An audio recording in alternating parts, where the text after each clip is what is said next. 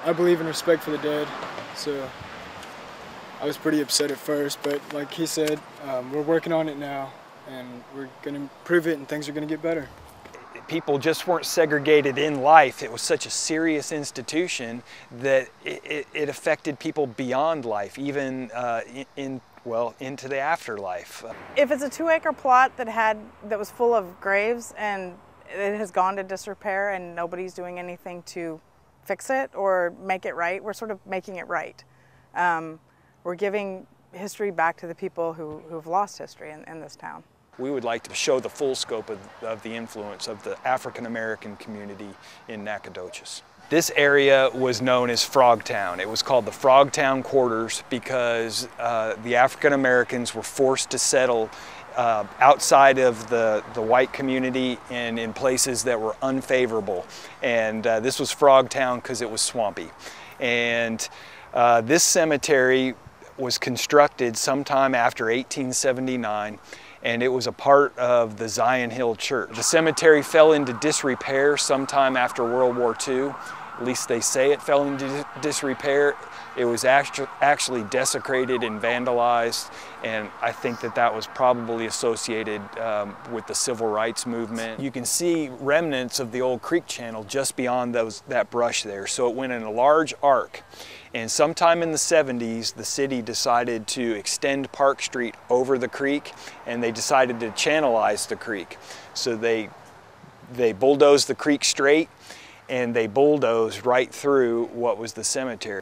And I was told in the 80s by city road crew, they bulldozed the graves into the old creek meander to fill up the old creek meander. And local tradition also supports that. I've heard that from multiple sources. I haven't found it in documents, so perhaps it's just hearsay and a rumor, but it seems to be a likely story. We intend to remark all the graves.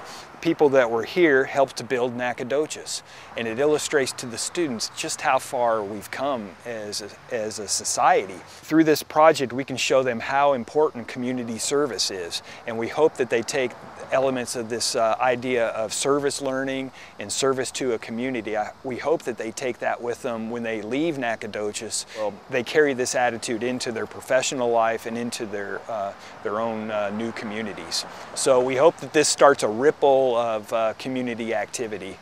It's awesome. I love it. It's fun. What do you think about it? I like it. Going out. It's going really good. We found a lot of unmarked graves already. We're hoping to find some more. Learn more about the history of Nacogdoches. We didn't know exactly how many graves, but the historical records say, and then a lady in the 70s said there was a 2-acre plot filled with graves, and there's 35 headstones. So there must be more graves. I would imagine hundreds. I don't think that we're going to get that. We don't exactly know where the 2 acres is either. But if it went that way, there's a subdivision. And if it went that way, they've leveled the ground and filled it in with rocks. Everything that's here, we're making a record of it so that we can put it into a mapping program, a GIS program, put it up on the web so that you can click on a spot and the drawing of the grave will come up, the picture of the grave will come up, and information of whoever was there, if we know, will come up too. We're doing this under part of the Preserve America grant, so that other communities who have the same situation can learn the technology and do this for their own communities when they see the finished end product. This is totally voluntary. Jeff and I said, we're doing this. If you guys want to come, we're here from 1 to 5, and if you want to come help, come help. Yeah, we do a rubbing of the grave first, and then we draw it out to scale on the craft paper. The technique that they're using to determine to see if there's any graves there or not is something called an EM31, and it's an electromagnetic sensor. It sends an electromagnetic wave down into the ground, and it detects the differences in qualities of the earth. And so if dirt's been disturbed, it'll have a different number than if it hasn't been disturbed. So graves obviously have been disturbed. The dirt that's been put in over the graves has been disturbed, so it should detect that. And we are detecting that. It's real interesting. 33. I'm enjoying it. The ghost of Nacogdoches may be happy with this project.